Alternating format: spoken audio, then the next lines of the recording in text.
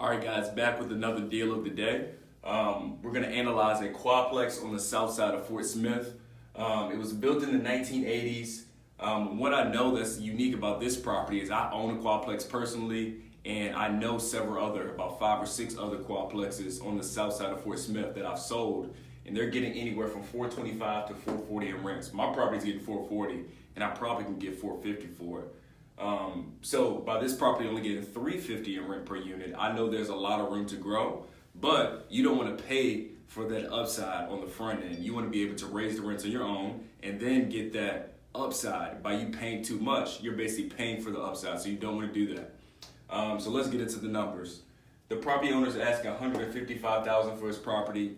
You're gonna have to put down 20% probably on this deal. It's gonna be about $31,000 to put down on this property. The gross income, like I said, is $350 per unit, so $1,400 gross income. Insurance is probably gonna cost you about $80. Of course, get your own quote, but about $80 per month for insurance.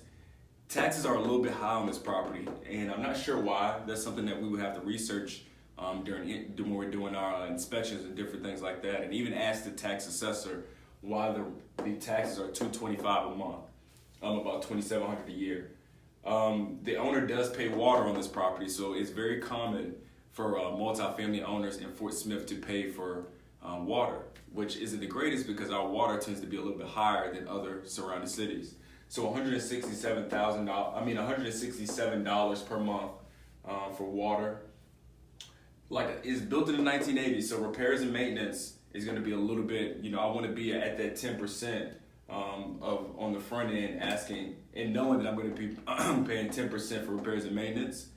I usually don't do this on newer properties, but older properties, I do throw in a capital expenditure line. Capital expenditures are the roofs, water heaters, plumbing, electric, anything that's a big expense. You want to call that a capital expenditure. The difference between capital expenditure and repairs and maintenance are just like paint, appliances, small stuff like that. Capital expenditures are those larger expenses that happen at properties, especially older properties.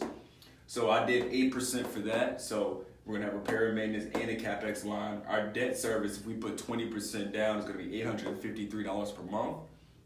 That's at a 5.5% interest rate. That's pretty much what people are getting right now. It's gone up in recent months. It was 5.25% for a while. Now it's up to 5.5%. In vacancy, so this is an older property. It's not you're gonna have turnover at this one. I don't think you're gonna have 2, 3, 4, 5-year tenants. I think this is gonna be a revolving door. So I went ahead and threw in a vacancy here as well at 5%. So your net income based on these numbers, if you pay full price, is negative $247 a month. So obviously this is not a deal that you want to do at this price. I don't really think you can budge on any of these numbers. The utilities aren't going anywhere. Taxes probably are not going to go down. If anything, they're going to go up.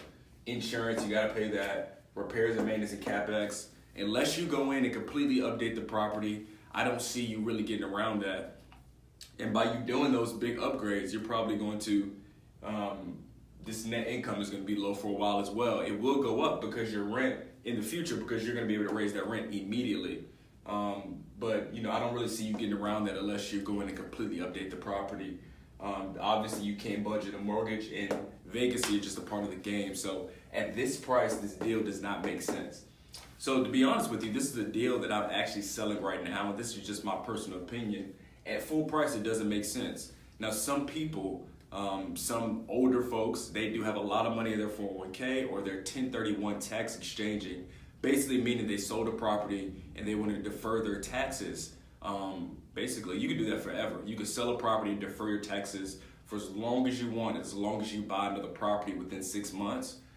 Somebody in that situation might buy this deal for cash, and then it might make sense because you don't have to worry about this mortgage, right? So anytime you have debt, your cash on cash return is a little bit higher, but I really don't see the deal making sense at $155,000. At that point, you need to sit down with the mortgage lender, or just really make the sense of the numbers as far as what price makes sense for this deal. So this is another deal of the day. If you guys have any questions, ArkansasMultifamilyExpert.com/schedule, and we'll talk soon.